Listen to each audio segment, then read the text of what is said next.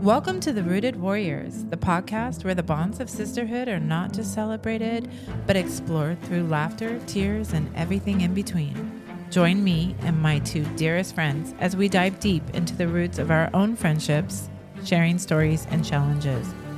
Whether you're looking for inspiration, advice, or just a good story, we're here to bring a piece of our sisterhood right into your life.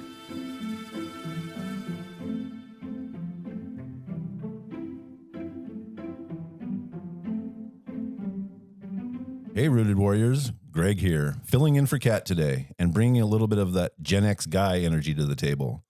Growing up, we all had some version of the script, what life was supposed to look like. The job, the house, the family, the finish line. TV shows made it seem simple, but real life, it's anything but. Today, we're digging into what we thought adulthood would be and what it's actually turned out to be.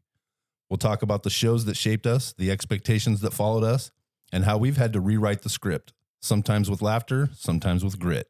So settle in. This one's for everyone who's ever looked around and thought, wait, is this it? And then decided to make something better. Good morning. Hey. Hey, what's happening? It's a man voice again. I love it. I know. But I do miss our Andy cat. Miss the Andy. We love you, Andy. Oh my gosh, love me you, too. Andy. She's been gone for 5 days, man. So Jeez. I'm holding it all down, doing all the things around the house myself. Oh no. Andy, be ready. How's everybody doing? Good. Yeah, Good. good. It's been a Friday little morning, crazy. can't beat it. Getting Yeah. ready for a weekend. I'm ready to roll. I mean, I've been in coffee land, so it's been fun. It's been a learning curve, and it's been great. You know, at our age, it's good to learn new things, right? It's a lot harder to learn new things. Yeah, at we're this supposed age. to exercise our brain. Yeah. What I need to do is exercise my butt. I think I'm doing that at the same time, though. So we're good. We're good. The other day, Adam and I took the dogs for a walk, and they were just, because of the rain, and they'd just been locked up all winter, and they were used to, walking consistently through the spring and summer last year. So we took them out for a walk, and they were just so wild. So I took them and I just started running, and I was like, I'm going to run until Dennis kills over. Well, that Right? won't take long if Because you look at that dog. he's just like little, and he's like, He's like me coming up the You have stairs here. breathing issues. I hauled ass, man. I don't know how far I went, and then turned around and ran him all the way back. And it was great because I love running. I just don't do it. And then yesterday morning I got up and I was like, oh my God, why is my ass hurt? And then like walking up the stairs, I'm like, oh, my thighs, oh, my shins. What the hell's wrong with me? And then I was like, oh, that was smart running yeah. like that. Running 300 feet. Yeah. Now you're beat up. That's Oh, over. I think my if I God. ran 300 feet, I'd kill over dead. I think it'd be over. Lights out. I think I went like pretty far, like 3 stop signs of there and back. That's so funny. Yeah, too much just for right away. But that's what Right. you got to do. You got to go run their energy out. Then they're more well-behaved. Oh yeah. Yeah. It's kind of like children. You let them go in the park, let them run around. Mhm. Yeah. Yeah. Then they'll relax and eat lunch with you or something. But yeah. Right. It's kind of like letting your husband go play golf or go hunting or Yeah. whatever it is. They like go to the shooting range. Like they just get all that energy out and Get then they the come energy back out. and they're behaved. Yeah. Come back way more well-behaved. way more well behaved. Well, so today we're talking about expectations of what we thought life would be like, Yeah. right? Coming from 80s kids, really. Watching TV. Watching TV. That's what we learned from, right? I mean, we were glued to our TV sets. We're the last generation that touched things, like, got to touch like records, and before the cell phones and before the Wi-Fi and all of that, when we were just dirty little scumbags running around the streets. You know what I mean? Causing hell, And you had a digging different holes. device for everything that you wanted to do and not just one device in Yeah. your pocket that Oh, did every yeah. single thing. Yeah. And we Like, got to see you all the wanna cool listen stuff. to music, then Yeah. go get your tape recorder. Yeah. Mhm. What was your first thing that you listened to music on? That was like yours. It was from grandma, gave me a tape recorder. So I got a guitar one year for Christmas. I asked for a guitar. So I got a guitar and a little amp. Okay. And then I had this tape recorder that Gina and I used to play with when we were kids, that we would just goof off, put a tape in and record stuff and then goof around and listen to ourselves. I took the tape recorder apart. Hey, is that what we're doing here? That's what we're doing right now, actually, as a matter of fact. I wired the speaker from the tape recorder, the tiny little speaker from the tape recorder, to the back of my amp so that the tape recorder would play through that amp and I could listen to my music. That was my high school. He was a nerd then. In high school. I don't even know how I knew how to do that. So cool. I have no idea. No one taught me how to do that. I have no idea. It just made sense to me and I just did it. That's so cool. Man, I remember being in my bedroom and it's like the radio and you waited for that one song to come on so you could record it and so that you can learn the words and hear it over and 104. over. And then We'd always wait for 104. would talk over the whole intro of the song and you would be like, miss damn it. Dude, why did he do it? Do you remember when Manteca had the record store and you could go look Janice Records. Yeah. Oh, I forgot about Janice Records. Janice Records. Bro, I forgot all about that. There was Janice. I think there was another record shop even earlier than that. We had a guest on our podcast was talking about he's a history Manteca guy. That's where he grew up and stuff. So there was, I think, a second record shop in Manteca back in the day. But the only one I remember is Janice. What was the one that was in the mall? There was one in the mall for a while too. There was a. Do you remember waiting for an album to come out? Oh yeah, and then you had to like 100%. sit and people would be in line. Yeah, the next Bon Jovi one came out. Everyone's waiting. Yeah, that one in Manteca was over by the Walmart Center for a while because I remember going there and like half of it was records and then they had CDs. Yeah. You used to have to go buy concert tickets too. Remember going to the record store to buy concert tickets back in the day? God. No, I didn't do that. Calling a 1-800 number and doing it over and over and over. I remember that, trying to win the tickets. Yeah, win tickets. To win the I used tickets. to win everything on the radio. I was like caller 10 master back in the day. Seriously. I could be caller almost anytime I wanted to, I could be caller 10. That's so crazy. Yeah. How'd you do it? What was your secret? Nothing. Just luck? I was just lucky with it for some reason. I've won so much stuff off the radio. It's crazy. When That's when I was in the Marines, I lived down in San Diego. I was constantly having to drive to, it was KNAC 104.1 or something. And we'd have to drive out there because I'd win CDs and concert tickets and stuff on the radio all the time. Dude, let's get you on now. Let's. Do they still do that? Like, do they do still caller 10? I don't think they do that anymore. Can you still call a DJ and request a song? We should ask. Hey, Tim Cruise, let us know if that's a thing anymore. Is that a thing? We need to know. Oh my gosh. Inquiring minds. It's like I know a guy that's a DJ. So it's actually Bubba Black. He was here 104. So he's been a guest on our podcast. He's a friend of the Gen X podcast. Right. And so he's a DJ now in like Salt Lake City or something. He still lives here. Oh. But he DJs out of Salt Lake City, but he sits down and pre-records his whole show. And then he just sends it in. A lot of them do that. Yeah. So he's got a studio at his house. He records a 2-hour set. That's his DJ set. And he sends it in and the whole thing gets played. It sounds like it's live, but it's not. Oh, that's cool. So you're not really, you can't call a DJ that's not there. It makes sense. Recorded that it a makes week sense. ago. Yeah. But that used to be the funnest thing was that you'd be able to talk. Like we'd be on McHenry and we would call in 104 and they would have us on live. It was so much fun. Yeah. We'd be at a freaking payphone on McHenry calling it in. Request a song and then when they play it, you go wild. Yeah. Like, they're playing our song. For they said our name. This is for Gina down in Motown. Do you think how everything circles back around? Do you think that at some point we'll go back to things that are tangible and things like that? I hope so. I hope our kids are about that. It seems like it's going that way, man. Like just on social media, the number of kids that you watch, like all these young girls making sourdough bread and doing the traditional life thing and gardening. I love it. There's so much of the kids in their 20s that are getting into that old school stuff. They're fermenting food and they're doing all this stuff. I love watching it. Me too. Yeah. So the old timey stuff seems to be coming back. So on the way over here, after I got off the phone with you, I was like TikToking while I was driving. Right. Oh, that's safe. That's kids' things not to do at home. Well, I was at the stoplight, so not like while I was physically driving. But anyways, and then an 80s TikTok happened to come up.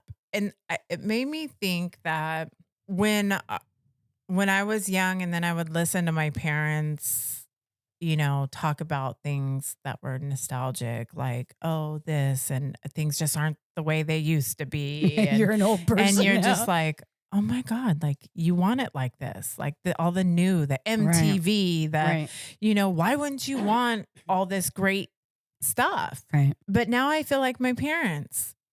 Isn't that crazy? Because now I look at like some of the videos and just by hearing some of the sounds, like brings you back to that and almost makes like, I got goosebumps everywhere when I'm watching this video and it was all the 80s movies. Yeah. Yeah. And like, Daniel LaRusso and, all of those things. This is where our parents now. Yeah. So speaking of that, listen to this, guys.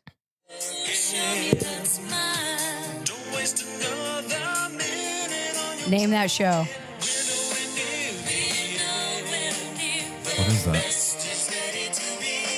Is that Alex P. Keaton? No. Nope. I'll give you a hint. It's the man that I was in love with, the father. It's Kirk Cameron's show, right? Yeah, it's Growing Pains. Yeah, Growing Pains. That's right. And it's funny because, like when I think about being young, I think about all the shows that I watched as a kid because I watched a lot of shows. And, a lot of it when I was homesick and it was reruns. Homesick is in quotations. Just but so we know. didn't, but here, how many, when we were young, how many TVs did you have in your household? One.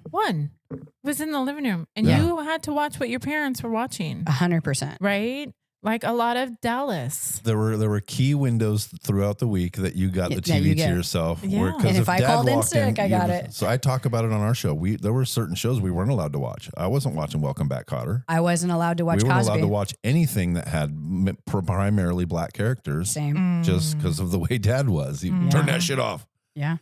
So. Well, that's how my stepdad was. So I couldn't watch Cosby and I couldn't watch Fresh Prince. Yeah. And I mean, I watched all of that, just not when he was around. When he's around. Right. Yeah. When he's not around, you can get away with it. Because, I'm not a jackass. There was the Saturday morning, so I would get up as early as possible because Saturday morning cartoons started about 6 a.m.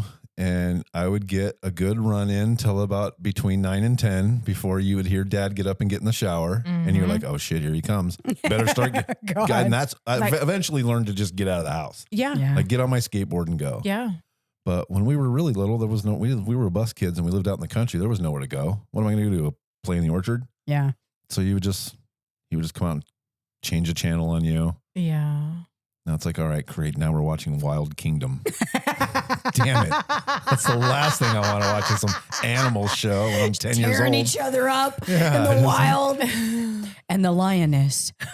It was never anything good. You wanted to or she'd turn on some old black and white war movie or something. And you're like, I feel like there was a lot of MASH in our house. MASH. Sergeant York. Yeah. A lot of MASH. Mark and Mindy. So after school, we would because when we got home, Dad would get home before Mom.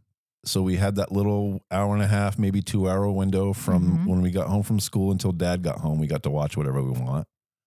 But there were only key windows during the week that you got the TV to yourself. Otherwise, you were watching whatever they were watching. When we moved to Clemens Court, we had cable. Oh, yeah. For the first time ever. Yeah, because before you had the little antennas. Yeah. So you got, We had 5 channels. Do you guys remember the tinfoil on the antennas to try to get better reception? And then you'd be messing with it, trying to get it. And do you remember the TV going off at a certain time? Yeah. Where the channel just play goes the off. national anthem and then just go off. It had that little and then do the national anthem. Yeah, and then play static all night. Yeah. Well, that was until the infomercials were invented. Oh my! Is that right? They started playing all that bullshit all night. Yeah. Dude, you're right. Yeah. Yeah. Because it would basically just go off until they decided, we could try and sell people stuff all night. Right. Because they're up anyways. Yeah. Every channel turned into infomercial channels. Dude, that's crazy.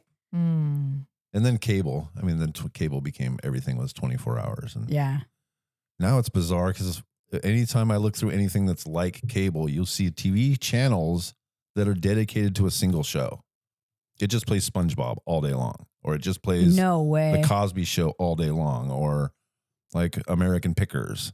Right. And it's just like there's channels that are basically just marathon of one show. That's crazy. I don't know if it's a channel. I don't know how any of that works now. Like I never use cable anymore. All I use all the apps. And lately I've been on the Hallmark app, and I also like the PBS Charlotte app. And the reason I like that is because I like historical fiction. And they have Downton Abbey and stuff like that. But Bob and I just watched one that I really liked. But I get into that. And then on the Hallmark one, they have Who's the Boss reruns, which Who's the Boss is one that I grew up on. I love Tony Danza. And so like I watched all those and Bob's like, oh, that's a lame show. But like I catch him like, because I watch it when I'm on my treadmill. So I catch Bob like laughing and like being part of like, oh, I thought you hated this. I thought you hated Who's the Boss. This is hilarious. Show. Such a dumb show, remember? But I noticed that they have a lot of the reruns on some of those. So that's kind of fun because it brings back, good memories. Like even the cups that they drink out of and the plates that they're using, the things that they're talking about, the hairdos. Stuff they're wearing and stuff. You're like, oh my gosh, we used to dress like that. Yeah. Or wish we could dress like that. Oh yeah. Wish we could. I took a picture of a coffee cup that Angela was using in Who's the Boss in one of the shows. And I told Bob, I'm like, hey, I'm looking for a set of coffee cups from the 80s. And he's like, what do they look like? Well, I just so happen to have a picture. It was from Who's the Boss and I blew it up. I'm like, this is the perfect coffee cup. Oh my gosh. Yeah, great shows. There was like good shows that I wish I could find reruns of because I can't find. My favorite show as a kid was Three's Company. Oh my! I just love Jack Tripper. Great. Oh yeah, but I've not seen that on any of the streaming channels where you can watch. Yeah, I haven't seen it either. No. Why do you think that is? Yeah, I don't know. That's weird. Why can't I find Three's Company? You know what I liked back then is that they could make they made funny movies. Yeah, and there's no funny movies anymore. 2, that it's like there was morals back then. Like, do you remember that they could only show you in bed with the blanket to like here? Yeah, Dallas. Yes. Yeah. And, there wasn't like the kissing, they were just like, kissing like that. There was no. Like when the old timey shows we watched when we were kids, like I Love Beaver Lucy, and they slept in separate beds. Yeah. Like they weren't really doing that, but on TV, they set it up for some reason where the mom and husband were sleeping in separate beds. The first couple to sleep in the same bed on TV? It was either the Addams Family or the Munsters. One of those two was the first couple that they ever showed in bed together on TV. That's crazy. I mean, why? Yeah, and they could make this Puritan version of American culture where everything had to be purified for. So weird. But now look. Oh God, now it's out of hand. Now it's out of hand. But they could There's make some, middle ground there. Solid, But they could make solid movies back then that were funny, that there was no cussing, there was no nudity, and they were like good, like Stand By Me. And Lost Boys and Pretty in Pink. And they could still make the same movies without all the lewdness and cussing and still have humor. There's literally no humor. And if you go to the movies, like all there is like scary movies, I feel like. And twisted. Everything's very twisted now. Like there's just nothing good and wholesome that's coming out anymore. So we just recently resubscribed to Netflix because we do that like every 6 months. We'll switch a service. Let's go see what's new on Netflix. And it's like, all these cool new movies. Right. And every one of them is an English dubbed foreign movie. Yeah. Like all the top movies on Netflix right now are not even made here. And it's like watching a Kung Fu movie. Yeah. And I could never even watch the Bruce Lee movies and stuff when I was a kid because that just bothered me that the mouth didn't match the word. I couldn't get over that in my head for some reason. And now, same thing, watching those movies. Like either just leave it in the original language and put it out there with subtitles. Yeah. But trying to overdub it with another language and stuff, it just comes out really weird. Bob and I are watching a series right now that takes place in Berlin, and it's in the 1920s. And it's a little risque, I think, but I actually like reading the English subtitles as I'm watching it because it doesn't have that like dub feel because it's a different language. Yeah. But it doesn't feel so extreme. But Bob, I was asking him because we're like probably like 3 episodes in. I'm like, so what do you think? He's like, I just like, I like it, but it feels like gritty.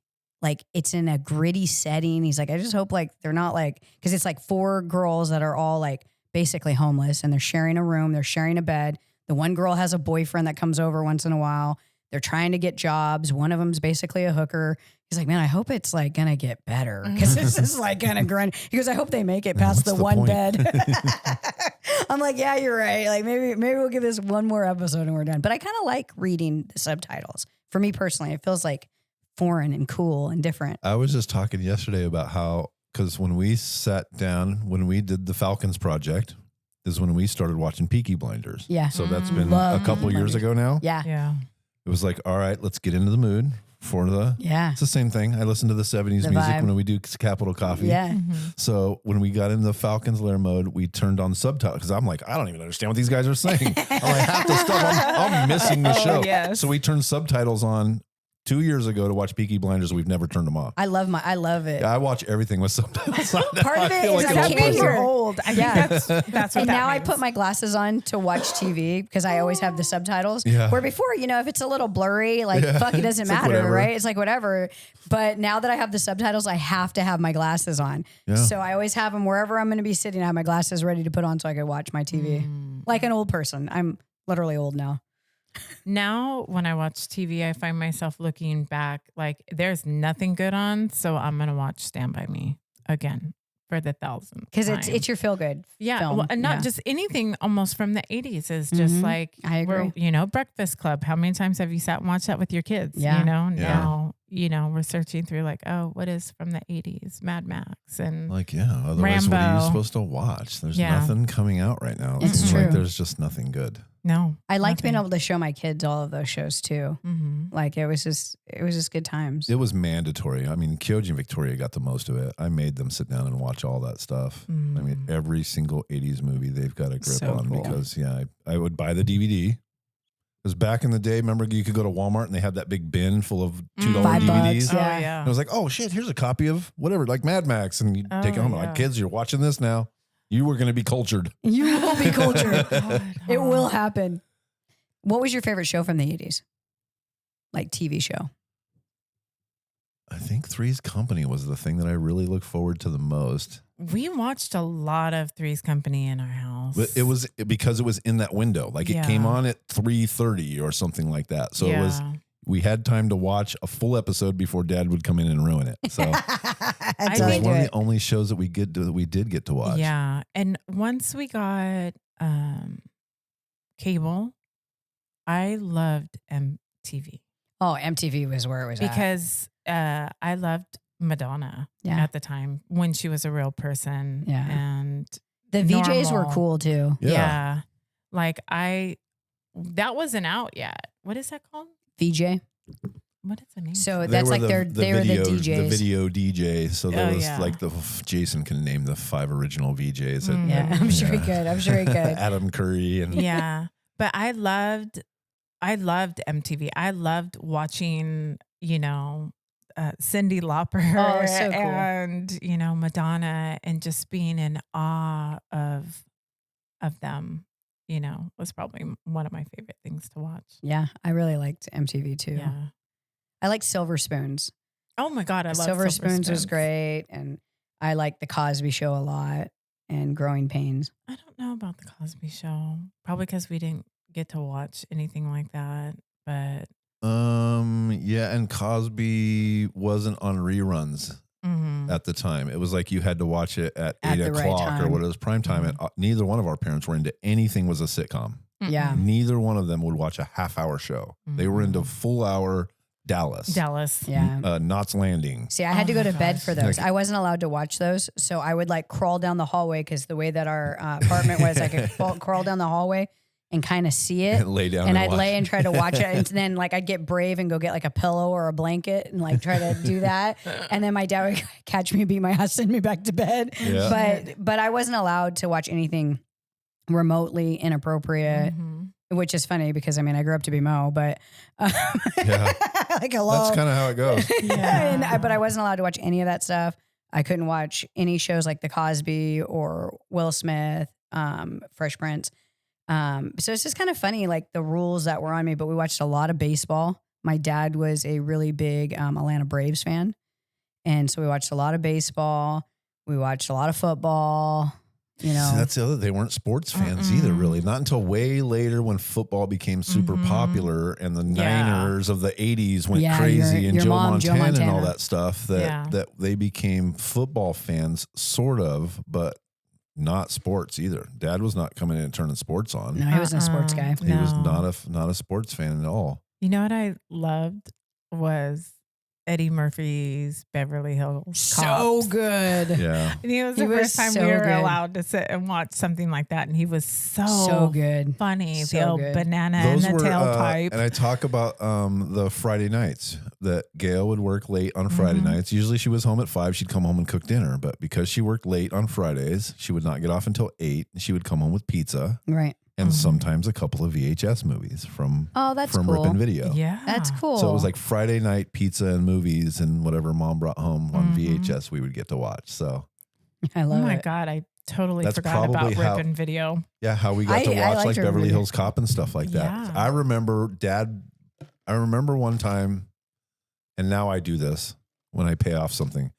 Dad going, "Is my VCR look any different today?" And Has he cleaned it? he's rubbing it. Because He's he like, cleaned "Does it it or look something? any different?" And Gail's going, "Why? What are you talking about?" He's like, "Yeah, does it look any different?" I own it now. It's paid off. So when they bought our first VCR They out rented it, on rent to Santos, yeah, it was either a rent to own or he had to make payments on it That's crazy. because they were probably like $600 or something back then. What was the name of that magazine that your parents would get that they could do like a rent to own with different items? And it was like, you can get couches, you can get full living room things, you can get kitchen things, you can get, electronics. And what they would do is they would order them. And it was basically like a rent to own company, but I can't remember the name of it. It was like the RTO. Penny Saver or something like that. It was something like that. But I did that in remember the Marines. That's how Yeah. when I first got married, that's how we got some of the furniture in my house. Yeah. Like I think my dining room table and my couches and stuff was all rent to own stuff. And you 'cause- did it all in the magazine, the catalog, and you like I remember as a kid I would circle them. And so my dad's a jackass, just so Wish list. everybody knows. So I remember one day as a kid, I'm probably like, I don't know, 9 or 10 or something like that. And I'm circling all this like living room furniture that I want. And so my dad's like, "Oh, what are you doing?" And I'm like, "Oh, I'm circling like all the stuff I'm going to get when I grow up. Like I'm going to get all this." And he's like, "You're not going to get that. You can't even spell. When you learn how to spell, you might be able to get something like that." I'm like, "Yeah, you know what, Dad? Fuck you. I own half this shit now." As a matter of fact, You can circle and you can believe.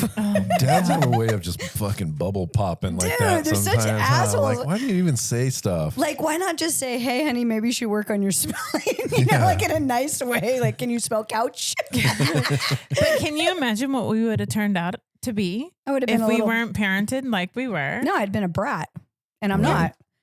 Like, we're all three of us here are hardworking. We all, whatever we want, we're gonna go get. Nobody's gonna give it to us. Like we can complain about what are you fucking stupid, but can you imagine built if us. you said something like that to somebody now? God, they'd melt. Well, as a matter of damn cry. fact, as a matter of fact, you can't even be straight up and freaking direct to these kids now, No. and that includes our own children. You have to draw like stick figures out for them, so we're not, Everything's hurting gotta their have feelings. padded corners. It's so Yeah. silly. It's so silly. I'm so glad that I'm from the era that I'm Me from. too. Right? Me too. I cannot imagine. I wouldn't change a thing. No. No. Yeah, no way. Nope. I mean, I- maybe older, but I wouldn't want to be from any of this new shit. Like I could, No. I could do it in the 50s or the 60s, maybe. But No, not.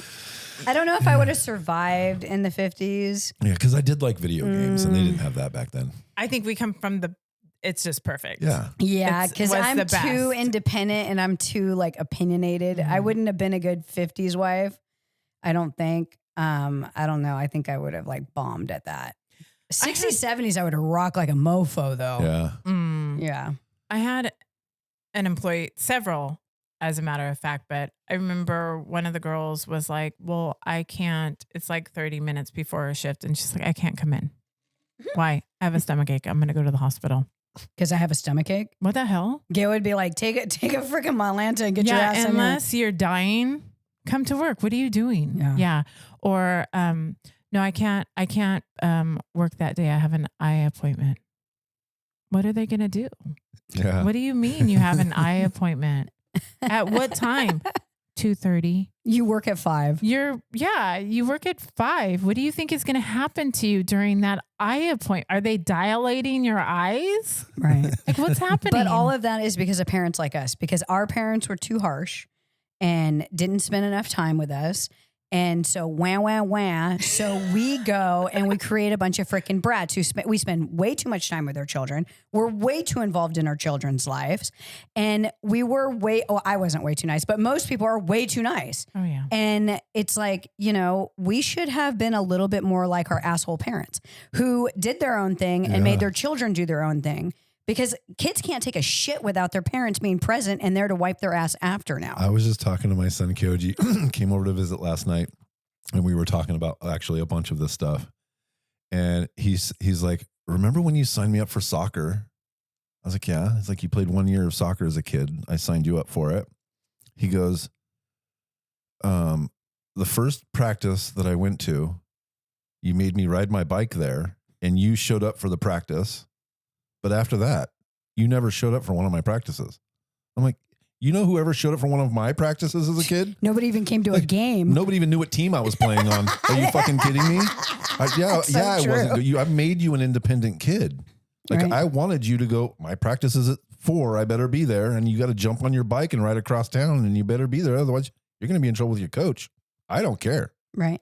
Whether you show up or not. But you're the asshole. He was like, you didn't come to my games. You didn't come to really any of that stuff as a kid. Because we ended up talking about how he used to, he'd do like school plays, and he would be like the lead in the school play. And then he would tell me about it afterwards. I say, hey, what's going on, buddy? Oh yeah. So I was the main guy in the school play, and we did like Thursday, Friday, and Saturday night. We were doing plays every night, and the crowds coming in. And I'm like, why didn't you tell me? He's like, oh, I just figured you didn't want to go. Oh my God. It's because you didn't go to my soccer practices when I was a kid. So I figured you didn't want to come to anything. Then it became personal. He's like, now I regret it because he wishes he had video. Like a parent would sit there with their phone, and he's like, no, I wish I had video of myself doing some of that stuff that I would have had you be there. Yeah, it's crazy because like our parents, like, they didn't show up to our things. Like your dad, your mom, they didn't come to your practices, and they barely knew what team you were playing for. I do remember my dad would show up to a base, maybe if it was like a championship or something, because we played at the community center on 4th Street, but he wouldn't get out of the car. Dad would pull up in his truck where he could see the field, and he would sit in his car and drink beer. Well, my dad didn't drink beer, but he would sit in the car to watch the game. Yeah. So he would come to some games. He came to a couple of when I played high school football. I think he would come to a couple of football because they kind of became football fans by then. So I think he would come to some of the football games. Not always. Grandma and mom would be there at every game, in the same spot with their blanket, and they were always geared up for football. But yeah, he wouldn't come to that kind of stuff.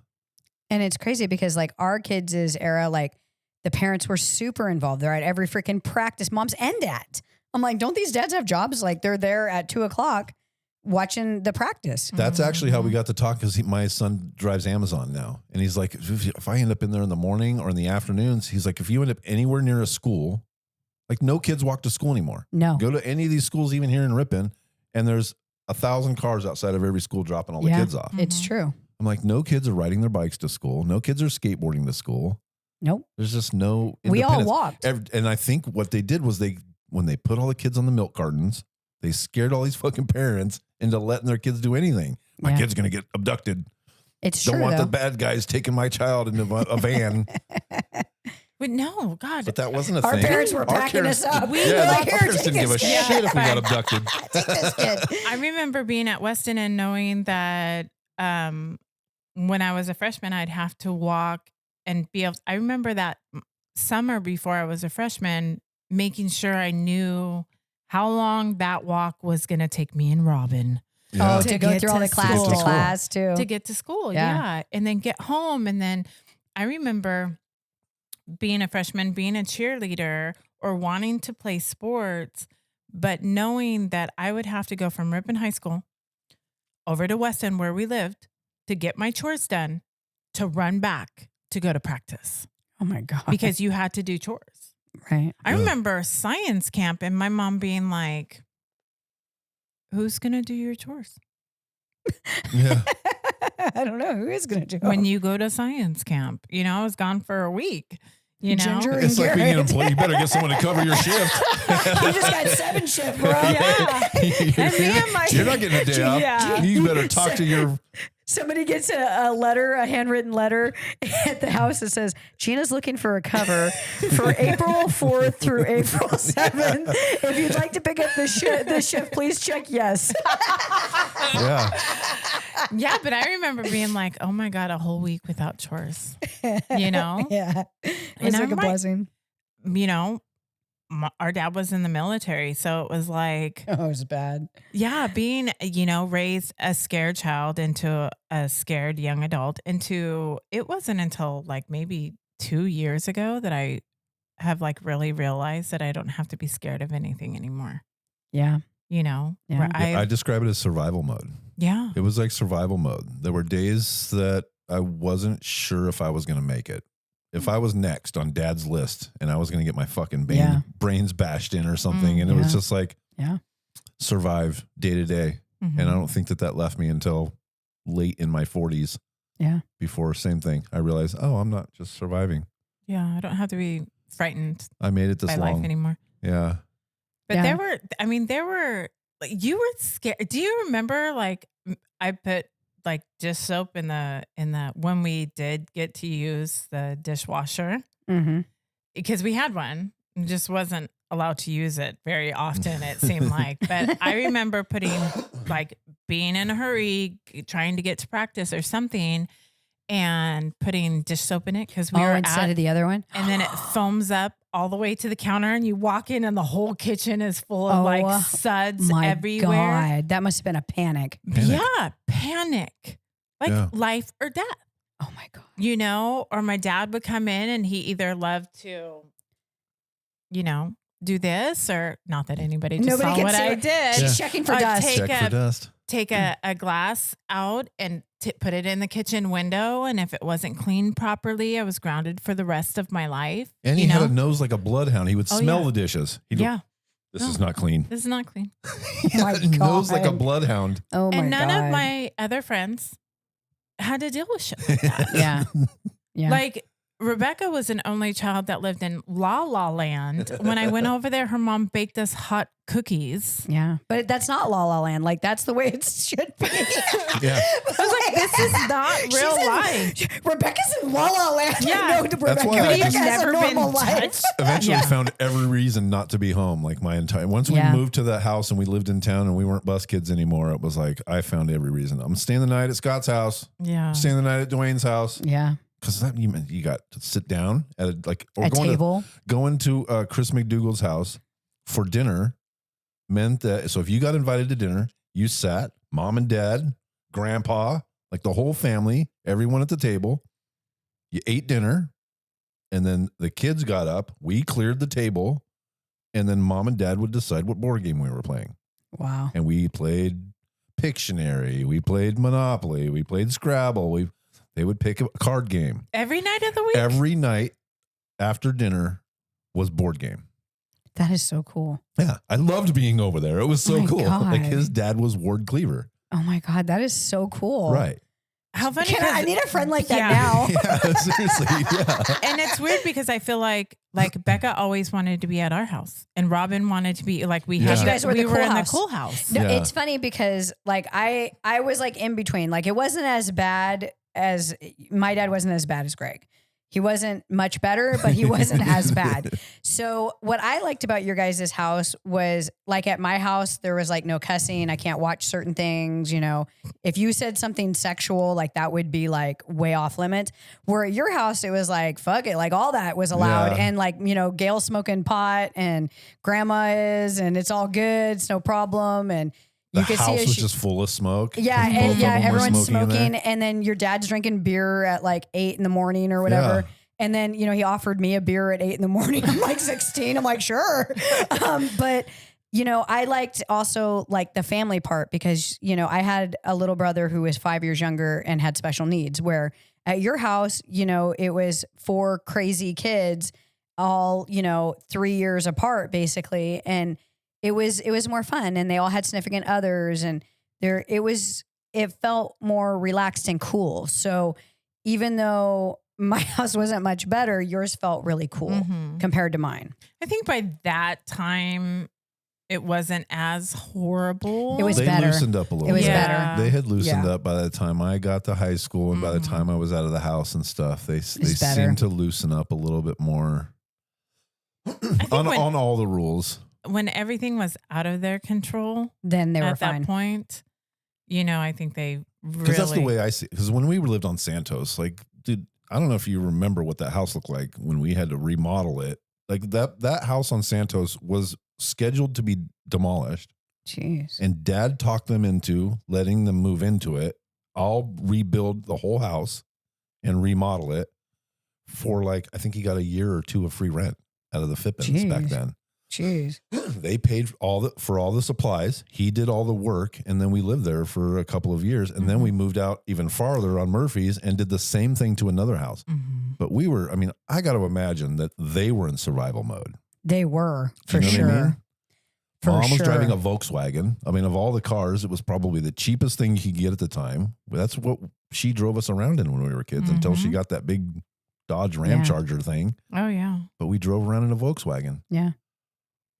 No, I think that life was as tough as it was for you guys. I think it was tougher for them. Yeah. And I think that's the truth. And I think that now that we're adults, we can see that. Easier to have perspective on that now. Yeah. Because I've been through it. You know what I mean? Job loss and stuff. And that was the other thing is we didn't know. Like my kids always knew what you were going through. What we were going through. Like we discussed things as a family. Our Not parents that I was didn't do much that. better than Dad. I had my own way of bringing his shit into my household too. But I tried to be a little more gentle with my kids and give them a little more information about what was going on with me and stuff. But I didn't know whether he was out of work, in work, where he worked, how much money he made.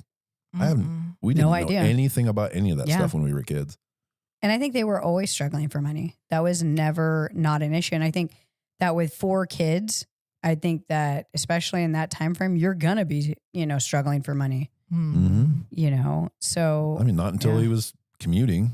Yeah. But then he had all that stress. Yeah. Because that's not fun. No. And he wasn't used to that. And and anybody that knows your dad knows he doesn't like to drive. And that was long days. I mean. And 4 heathens in your house. Yeah. Destroying shit. And all ate him out of house and home too, I'm sure. Yeah. I mean, look at this guy. How tall are you, Greg? 6'3". Yeah. So, and we know Garrett ate him out of house and home too, between the two of them. Oh my gosh. And all the dramas of our teenage kids. It is funny that we never heard. I don't remember anything until I was a teenager. Yeah. Then and I don't my know mom talking about it. Yeah, where he worked or any of that kind of. I mean, he was a plumber, but I don't know where he worked or we didn't know any of that stuff.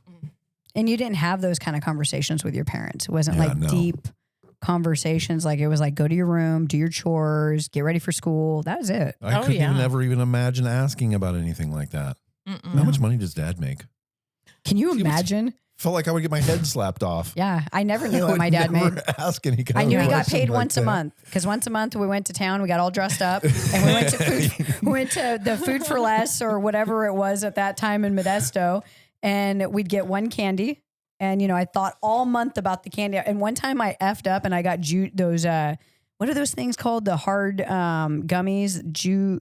Jujubes. Yeah, I made a mistake and got those one time. Got stuck and I pulled out a cavity. It was all, a filling. Yeah. It was a whole nightmare. Worst candy. But yeah, I would wait all month to get that one thing. I remember it didn't happen annually, but once in a while it would be like, we're going to Toys R Us. Wow. And it was like, yeah, anything you want. $20, anything you want under $20. Oh my God, what am I going to get? You remember that? No. Like, I think it was like tax return. When they got their tax returns, we would get like so cool. a trip to Toys R Us or something and get to go get a toy. I remember, I think we went to Ripon Elementary. So whatever age that was. And we got some kind of gift certificate or we were on some kind of program where they gave us free jackets. Like we got to go pick out a jacket. We got picked up. No, we were, gosh, I think I was, God, did they take both of us to do that? I tell the story about, it was Christmas and some organization came and picked us up to take us shopping. We got $50 to spend any way we want. I got a jacket then. You want to know why? Because as we were walking out the door, Gail said, you better come home with a jacket. Oh. So that was it. My little, like, the shopping lady that was with us, it wasn't like, hey, we're going to a toy store, spend your $50 however you want. Mm-hmm. It was like, no way, I'm not coming home without a jacket. I'm getting a jacket. I got a jacket. Remember the jackets you could zip the sleeves off of? So cool. Fuck yeah, bro. That's what I got. Yeah, that's so cool. It was like the coolest thing I ever got. Some girly bullshit. I think I got like a maroon parka looking jacket. Oh, that's kind of cool. Sort. I like that. I could kind of get behind that and kind of rally behind that. Yeah. I would have got some neon one with black and then they took us to the Holiday Inn in Modesto and we got to sit on Santa Claus's lap and they gave us an actual toy. But that's we spent cool. our $50 on a jacket. Yeah. Because we were threatened on the way out the door. She was like, I'm not buying you a fucking jacket this year. Yeah. Oh my God. Can you imagine? I mean, well, there seems to be so much more money now than there was then. Yes. But can you imagine having to school shop for 4 kids? No. Yeah, right. No. Good you Lord. know? Yeah, even now. Yeah. No way.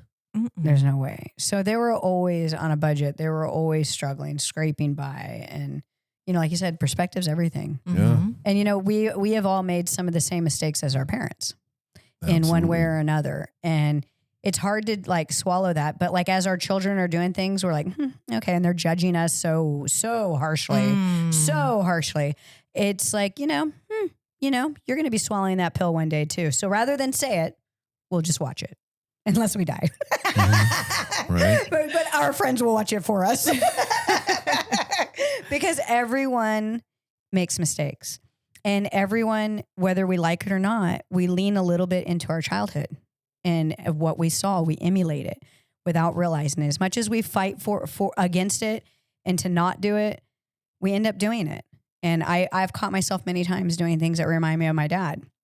And I think, wow, why would I say that? Yeah, there I go.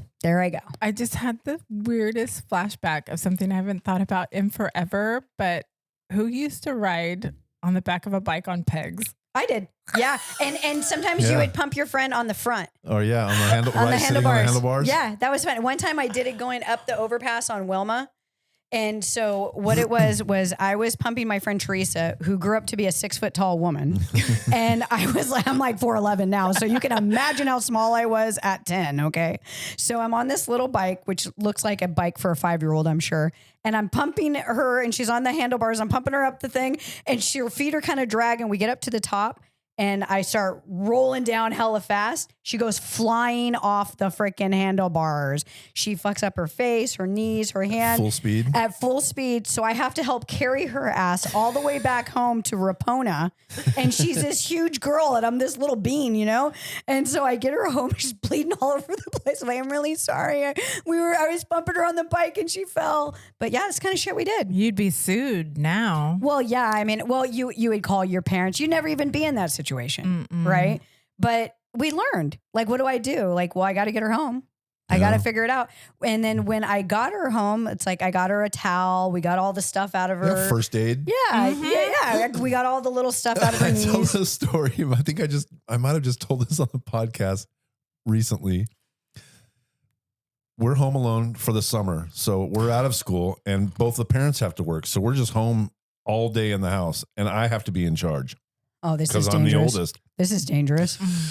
I don't know what they were. They were little fruits. They were plastic fruit that had a pin on the back, like a thumbtack, but they were fruit. What the hell were they for? I don't know, for putting stuff. We must have had something in the kitchen, like a board to put things on or something okay, like a this. pin board. Okay, got it. I'm in the house and Gina just starts screaming. So I walk in the kitchen and Gina's got one of those embedded in the bottom of her foot. Oh my goodness. And I'm like, I don't know what to do. Like, I definitely can't leave that in there. So I just grabbed it and pulled it out and it squirted blood, dude, like 4 feet and just left this stream of blood and started gross. That must have been a big ass pin. Yeah, they had like pretty long backs. Mm-hmm. It wasn't like a little thumbtack. It had a pretty long back on it. She had that thing all the way to the bottom in her foot. And when I pulled, but the amount of first aid that we had to do as kids. No, it's true. It's true. We had to problem solve. Because the other thing was, we're going to get in trouble for this. Oh, yeah. You had to cover for everything. It's like a murder scene. You guys are there with bleach. Yeah. Now you got to clean everything up, anybody. Wrap that foot up, and then don't limp when our parents get home so that they don't ask what happened. Not want to have to tell that story. I remember being, I think it wasn't summer. So either I was sick that day and not supposed to be roller skating around the court, but Gail was at work and I was roller skating and I fell and I hurt my arm. And I remember having to call Gail at work and being like, I think I hurt my arm. Well, that's too bad. You're going to have to wait until I get off of work. Yeah. Do you think I could just leave work? Yeah, work? am I supposed to just leave? And I remember sitting like, with my arm up at my chest for hours because this was probably in the morning. And then my mom taking me to Kaiser and them going, yep, it's broken. We're going to have to put a cast on it. Yeah. Sit around all day with a broken arm. And I guarantee you she did not feel bad. No, because you know what? You shouldn't have been on those fucking roller skates. It was your fault. Yeah. This is what you get for being you fucking ruined my day. You cost me all this fucking money. It's all right. Bygones. Bygones. This is what you get. You better hide that fucking hope cast you from learned your something. dad. Well, make sure you don't tell Dad the real story, Right. okay? Yeah. That's just how Shit was done. Yeah. Oh, it's true. I mean, there's good, there's bad, there's ugly. I remember being on his skateboard for some reason, and I probably was not supposed to be on it, and I think I'm like in 7th grade or something and couldn't ride it. So I just got down on my belly and was pushing myself and went over the sidewalk like that and went and busted my chin open. Oh my God. But I was close to Uncle Bob's house. So I went over there and he's like, what are you, stupid or something? It's a family trait. Yeah. All pissed off, throws me in the truck, takes me home or where, I don't know where he took me to, and was like, great, that needs stitches. Like it's such an inconvenience. No, it was. Yeah. It was. Like You're in everything. So much trouble for doing this. Yeah. Like I knew every time I got hurt, I knew I was in trouble. I forgot about this. This is so freaking true. Yeah. Every time something happened, it was our fault. We're in trouble. We're nowadays. Never no accidents. No. You're in trouble. Yes. Yeah. Well, we make excuses for our kids. They get in a fucking car accident. They're driving too fast. They didn't get insurance on their car because they're a dumbass. And you're like, oh, but you know what? Like, it's just because he's on hard times right now. You know, things are tough. I'll drive you to your court date. No problem. No problem. Like, wait, what? What am I doing? What the hell happened? God. The hell happened here? Yeah. Yeah, we got it all twisted. Big trouble. Maybe, do you think our kids are going to be assholes like our parents? Like is it going to go back? They're going to do a full circle or what? Hopefully. I hope so. They'll raise some Get shit good right. kids. Yeah. It's actually true. Like, okay, I'm just not going to parent anymore. Like, hands off. 10 years from now, when you're like watching your kids in the thick of parenting, and you're just like, yeah, that's right. How do you like those apples? Word. Yeah. Word. It'll be a lot different. It's so easy to be a couch quarterback, right? So when your kids are kind of at this age right now, you know, they're telling you how it's going to be and how they got the world, you know, on a string. Figured out. Yeah. And, you know, even once they have a kid until that kid's a certain age, they have no idea. They have no idea. So it's going to be interesting. Marcus and Anthony were still raised in that, like, I'm beating your little ass, you know, dirty little, you know, kids playing in mud and shooting things and doing all the bad stuff. Right. So they now they sit and laugh about it. You know, remember when Mom was beating our ass for this? And I'm like, look here, you little fuckers. She would go through our room and terrorize it and tear it apart. I'm like, the shit was torn apart. Are you kidding me? Yeah. I'm going to break everything in this room because you guys don't take care of it. He's like, remember when Mom took all of our toys and dropped them off, blah, blah, blah. Or this is their best story that they love to tell. Remember when Mom made us pack our bags and sit on the front porch all day long and wait for military school to come? I remember that was always the threat that Dad would use against her. I'm going to send you to military school. Oh, yeah. Like if I only knew that he couldn't afford it. I would have never listened to that shit. He was never going to send you there. I always thought that military school was free. They were going to just send me there. Like if I'd have known that was going to cost him $600 a month, I'd have known it was never possible. It was never going to happen. He'd probably pay the electric bill first. Yeah. I think that might have been a thing. Oh my gosh. Oh my goodness. Yeah, our parents were crazy. Well, yeah, for sure. Not even a question. They still are. They're just getting crazier. God, when we were driving to San Diego over the weekend, every time we go through Santa Clarita or Santa whatever it is with Magic Mountain, yeah, I think about being in the back of Grandma's truck driving to Los Angeles. Yeah. 4 kids in the back of the truck. She had this snap, right? A snap thing, and she would put us under there. That was their truck. No, I tell that story too. They woke us up in the middle of the night. We went to bed on a school night, regular bedtime, go to bed. Oh my God. And then at like 2 a.m, we got woken up. This was in Modesto on Jennifer Street. Mm-hmm. We got woken up and put on some shoes or whatever they said to us. We stayed in our pajamas, but we put shoes on, and they walked us outside. And outside was, maybe Dad already had the truck with the tonneau cover on the back, with the snap cover. Mm-hmm. But there was a camper hooked up to the back of it. I'd never seen this camper before. Mm-hmm. And as we walked out of the house to go get into the truck, the furniture was gone out of the house. When we went to bed, the house was normal. Oh my God. When they woke us up at 2 a.m, all the furniture was gone out of the house. And we got loaded up into the back of that truck in sleeping bags. Oh my God. With the trailer behind us. And we drove down to Grandpa's house, to Dad's parents' house. We had never really even met them. And we lived in their backyard the whole year I was in 4th grade. Oh my God. In that little Mickey Mouse trailer that's made for like 2 guys to go camping for a weekend. Family of 6. Oh my God. And we lived in that little trailer. Good thing they were both plumbers, Grandpa and Dad, because they put a toilet in Grandpa's garage so that we had somewhere to go to the bathroom. But we did not have, I actually just told this story on my podcast the other day because that's when I got bullied. We didn't have a shower, and Grandma wouldn't let us in the house. We didn't let those dirty kids in my beautiful house. So there was a deep sink in the garage, and Gail would washcloth us off at night, and we got to clean ourselves in a deep sink. Okay, but I got made fun of for being dirty. I was the dirty kid at school because Grandma would let us in the house, I think, once a week to come in, and we took baths. Wow. Once a week in the house. But the rest of the week, we didn't really get to clean ourselves. And we lived in freaking dirt. We played in piles of dirt. There was nothing to do out there. As a parent, like if your parents could tell this story right now, what do you think like their perspective of that time frame was for them as parents? Yeah, survival mode. That's terrible. Full survival mode. And also like for your father, I mean, how hurtful that had to be for his pride. Right. That he's got to go back to his dad, who was also an asshole. Yeah. Mm-hmm. Go back home to him. His kids are shitting in a fucking garage. Yeah. And his kids are being bathed in a sink in the garage. And his wife and his children are living in a 2-man camper.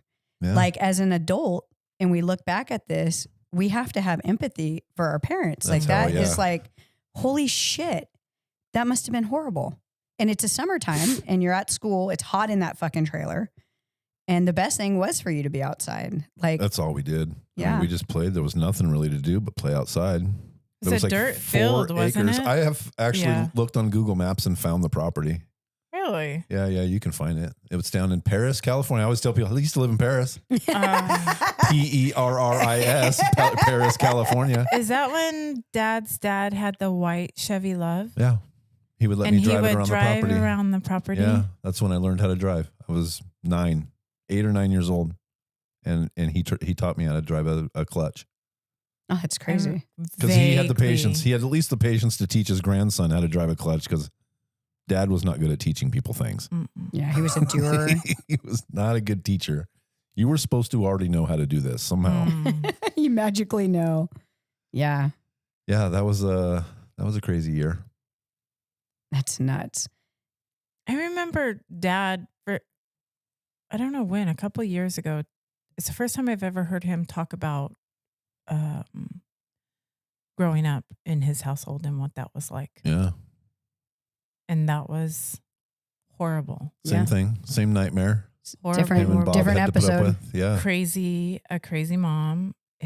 He told me that grandpa was a fighter and he would beat anybody's ass. Oh yeah. Anywhere. Hold my beer. You see fucking pictures of that guy? Yeah. Dude looked like Popeye. Really? Big old forearms. Dude, forearms the size of, like, you think Popeye's an exaggerated character until you see a picture of my grandfather when he was like in his 20s and 30s. It was like that? He's insane. Look pictures of him when he was a teenager. I have a ton of pictures of him. I took grandpa's pictures and I scanned them all 30 years ago. Oh, wow. So I have every picture that he had saved from his childhood and stuff. He grew up in Venice Beach. Mm-hmm. So he was, and back in the day, it was how long? I bet I can handstand longer than you. So they were all handstand on the beach. There's tons of pictures of him doing like handstands on the beach. And dude was jacked as a teenager, crazy. As a high schooler, and, you know, into like whatever college years. It makes sense because your dad had really big forearms when he was young. And then, yeah, like when you get the forearms big enough to have the Marine Corps Eagle, Globe, and Anchor tattooed on your, if I did that, it would wrap around my whole arm. Dude. Right. like both of them had giant arms, dude. Yeah. Like that Popeye forearm where it wasn't that big up here, but the forearms, because, dude, my dad could torque you with his hands. Yeah. That's nuts. It was a tool. Crazy is strong. Yeah. Right? Like they always say, like the crazy kids are like the really strong ones. Crazy strong. Yeah. That's just how it is. But yeah, I mean, he was basically, you know, doing what he saw. He was emulating what he saw as a father. Mm-hmm. And, you know, not that we make excuses, because we don't make excuses for our own behavior or our parents' behavior, but it does help us to kind of have a perspective and to say, God, like it must have been rough for them too. Yeah, they absolutely were going through it. And I think that we talk more than they did back then. So, right. Like, so we talk about our problems openly, like all the time. So you can get perspective, Mm-hmm. where then you didn't, everything was quiet. It was fake. Yeah. And so he did what he learned, right? It's learned behavior. So he went here and it wasn't so popular to be like, oh, well, maybe we should be doing this instead or this instead. It wasn't that. Yeah. Where we're, you know, we have so much information now. And we feel like we should be giving that information to our kids. Mm-hmm. Like, dude, being woken up in the middle of the night, being like, where did all of our furniture go? Mm-hmm. How like, shocking. No one explained that shit to us. Mm-hmm. No, ever. I still don't know what the fuck happened. Yeah, like, don't you wish that you could sit them down and be like, what the hell happened? What happened that night? Like, what was, like, how long did did they you guys owe spend money? making They that must plan? have owed money. Like, were you 3 months behind on rent and you had to get out that night? Like, what was going on? Something That must had have to be happened. stressful as hell for them. Or they got in trouble for something, like legally, something happened. Yeah, you know what I mean? Have no idea. Because I mean, Grandpa was a fighter, but so was Dad. I heard plenty of stories about Dad beat the shit out of Uncle Dennis one time. Oh my And I'm God. just like, I couldn't even imagine Doing that too. seeing him do that. Right. Like, I got my ass beat by him, but he wasn't fighting me. Yeah, it's different. Do you know what I mean? So that was like, dude, like Uncle Dennis wasn't a schmuck either. I was like, That must have been he beat that guy up? Yeah. Damn, dude, he's tough. Now he's even more scary. Yeah, now I'm really scared of this guy. It's like, good Now I'm Lord. really freaked out. Now you're hearing these rumors about him and stuff. Like, good Lord. I don't know. Yeah. It's nuts. And then you like think about how like, you know, they had the stress of money, they had the stress of kids, they have the stress of their families, they have the stress of each other. And they don't know how to communicate to each other because it's an era of no communication. Yeah. Mm-mm. Like it's not like us, like, you know, where we talk to our husbands about things, we open up, you know, they didn't do that. Mm-mm. Everything was hidden. And like Gail would say, she wouldn't tell Greg anything. It was like a mushroom, kept him in the dark, fed him bullshit. Mm-hmm. That's not a healthy relationship, No. right? Like we know that. But because we saw that, at first, all of us would bring that into our marriages. Mm-hmm. Well, I'm just not going to tell you. I'm going to do what I want. I'm not going to tell you because you're going to get mad, even though there's nothing that justifies or says that this person is going to be mad by that. But we're emulating that behavior Mm-hmm. Yeah. rather than just being honest. Like, hey, like I really fucked up. I thought I paid this. I didn't pay it. I thought we had the money for it. Now we don't have the money for it. Like, what do you want me to do? Rather than be honest, we're afraid that he's going to yell, scream at us because that's what our dads would have done. Mm-hmm. So we do what our mom would have done. And vice versa. The husband makes a mistake, and rather than own his mistake, he gets mad at everybody else in the household. It's everyone Yeah. else's fault. Mm-hmm. Mm. Scary stuff. This is why I love TV, where people were happy and the people that you thought weren't going to make it made it. Yeah. And in 30 minutes, all their problems were solved. Right. And at the end, we just hug it out. We just hug it out. Whatever the issue was of the day, whatever it was solved in 30 minutes. I'm still trying to solve That's my why problems. TV was such an escape. It was such a, I don't know. Yeah, and that's what it's like designed to do. It's where you wanted to be. Mm-hmm. And I think that's why I didn't really like Roseanne. So Roseanne was like more real, right? Like they're kind of a grummy family. Like the dad's a scumbag and the mom's a bitch. And it's like her kids aren't very cute. And their house looks kind of, and I don't like their couch. It kind of reminds me of my couch. And we're not escaping reality with the Roseanne. And the way the mom's talking and stuff. So I never liked that show. Mm-hmm. And I was like, but it was probably the closest to like life was the Roseanne show. And what's the one with Al Bundy? Oh, yeah. I hated that show. I hated that show. So like, I like shows where like it, like the Keatons, Family Tides. I liked Growing Pains. I like things that were, the Cosbys. As close to normal as we could get it. Or what I thought it house. should be. And I loved Leave It to Beaver. So I watched a lot of reruns of Leave It to Beaver. And I always wanted that lifestyle, that I really wanted to live like that. I thought that was something really special. And I married the Beav, but none of us really got that. But it's TV was an escape for us, just like video games were an escape for all of us. And it's just sad because we kind of based our lives on that, and we were kind of sometimes let down because we saw that we were more like our parents than we were like, the Cosbys or like that TV show. Yeah, the Seavers. We weren't like them. Yeah, there was no perspective on any of that stuff. Like we weren't informed, and we didn't have conversations with our parents. Like it was just be quiet and be children. And then you're 18, you're an adult now. Yeah. It's like, where did the transition happen? Where did it go? Where was this transfer of knowledge? Transfer of power. Where was the transfer of power? Yeah, where now suddenly I'm an adult. There's a line from the Wonder Years. Scary. Kevin Arnold. You guys remember the Wonder Years, right? Mm-hmm. Did you guys watch it? Love that. That's another great one. So Kevin Arnold says, things never turn out exactly the way you plan. Growing up is getting used to that. Right. It's never going to go the way you planned. So no matter what, but then like that feels so negative Nancy, right?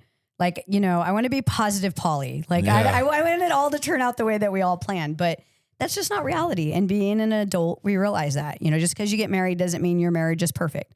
Just because you have a child does not mean your child is perfect.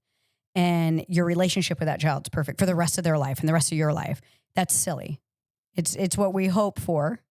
And that's what we want because we're positive. But it never turns out exactly the way you plan. But you just got to enjoy the ride. Right. And that's really what it's about. Yeah, and I didn't spend a lot of time enjoying the ride until recently because I've been in survival mode. And when you're in survival mode, you're not enjoying, you're not preparing for the future, you're not planning anything. You're like, just get through the day. Mm-hmm. If I can get through the day, I can get through the week. 100%. And there was no I don't say no planning. I don't have a savings account. I don't have a 401k. I don't have any of that stuff because I just was just like, I need that money now. Yeah. I don't need it for later. Yeah. There might not be a later. Right. So when you're in survival mode, you don't do a lot of healthy things for yourself and build any kind of legacy. Yeah. You're just like, I'm just going to be deleted one of these days and I've just got to get by.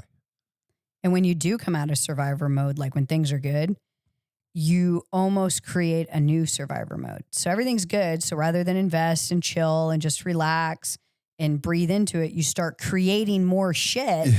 I can speak to this. Yeah. You create more shit so that you're back in survivor mode because you hunger for that dopamine that you get from survivor mode without even realizing trying to organize chaos all the time. It is. You literally create it. Yeah. And I know that's true for me. I could have relaxed into it 10 years ago, but instead I keep creating and it's always like, well, it's for this one or it's for that one or it's whatever.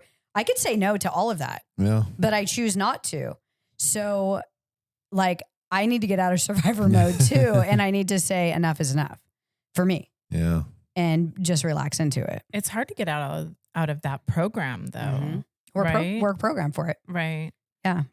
And it's sad because like how many of us, one, live in that survival mode? And then how many of us have learned and then we're teaching our kids not to be in that? Yeah. Yeah. All my kids are just surviving. Right. Yeah. You know, like when does that stop? Right. When does that cycle stop? Mm-hmm.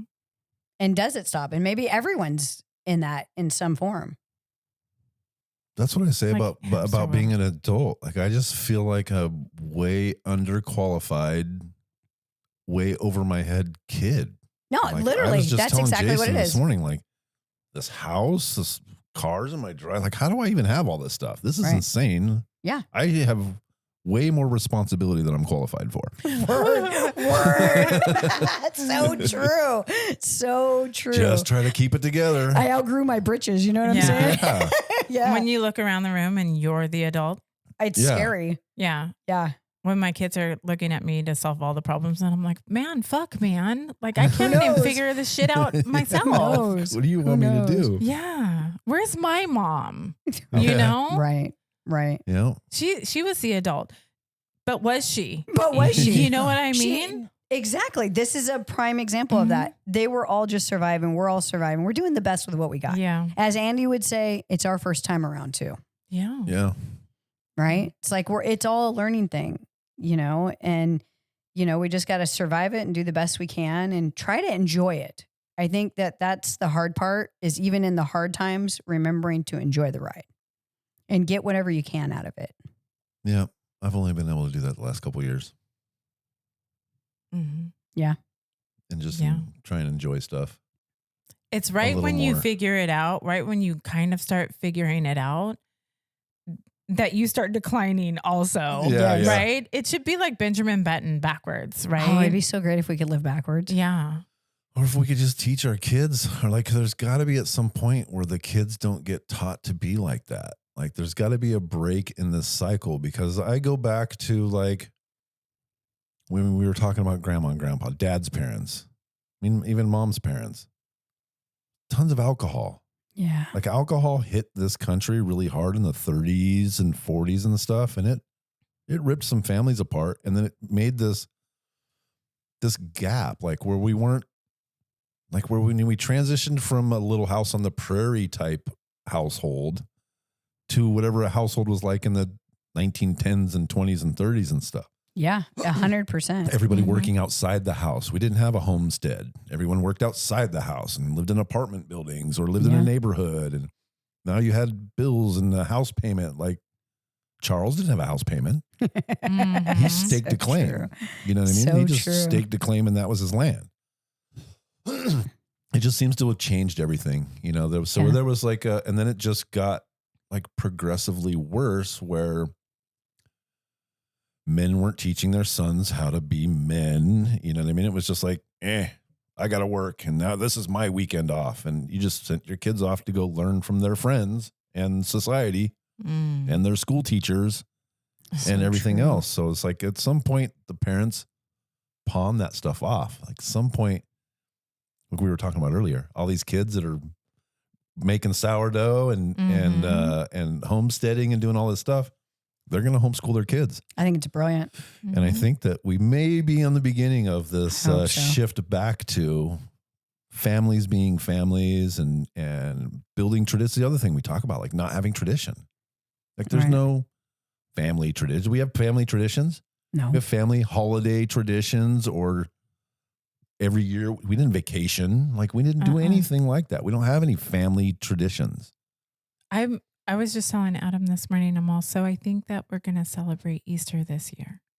And he's all, oh, that's great. And I've never done it. Oh. Nope. Really? Nope. I didn't do it till I met Andy. Oh, that's crazy. I mean, my kids, my ex-wife of my older kids was Buddhist. So we didn't do Easter in the house. It was just like not a holiday. My kids didn't really care about it. It was on a Sunday. Was like anything that had to do with school, Halloween and stuff, where I need a costume because school parade, like they used to do, right?